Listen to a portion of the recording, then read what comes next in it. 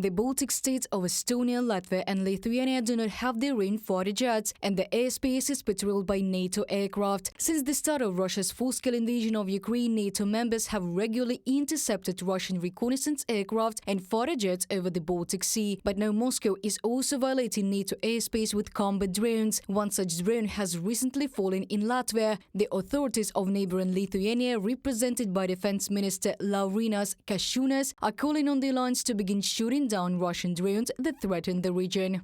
The air policy must not only patrol, but also, if necessary, if possible, if time permits, shorten the decision-making chain at the NATO level so that they can take off immediately and destroy the drones.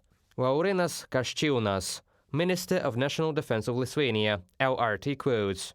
We know and remember that such cases have happened before. Russian aircraft flew into Turkish airspace, and we remember the response. It was harsh. The aircraft was shot down, and this didn't lead to any escalation, but in fact, on the contrary, it set boundaries. This is clear red line for the Russian Federation. This is the language that they really understand. Latvia and Estonia are also extremely concerned about the appearance of Russian drones in the region. The defense ministers of these countries are calling for improving the air defense of member states bordering Russia, writes Bloomberg. In an interview with the agency, Estonian Defense Minister Hanno Pevkur emphasized that strengthening the protection of border countries will directly affect the security of Central Europe, including such countries as France and Germany. They understand perfectly well that this permissiveness convinces Putin that patience can be tested with other actions too. It is clear that the Baltic countries and Eastern European countries may become the objects of aggression. Therefore, we see a sharper reaction and concern from their side. But unfortunately, in general, the West is reacting very weakly to this.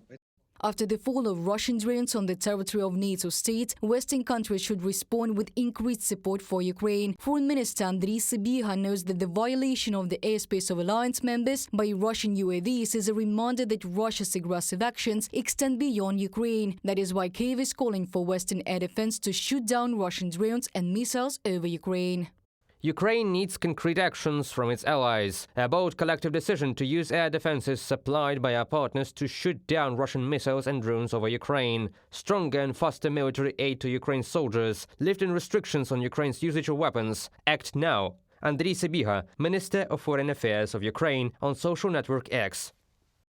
For EU and NATO countries, making such decisions requires time and legislative changes. However, movement in this direction has already begun. Thus, the Romanian Senate Defense Committee may consider certain changes to the legislation, reports the RG Press news agency. The amendments will allow the Romanian military to shoot down drones that violate the country's airspace. Reported by Diana Kolesnik, Nikita Skoblikov, UATV News.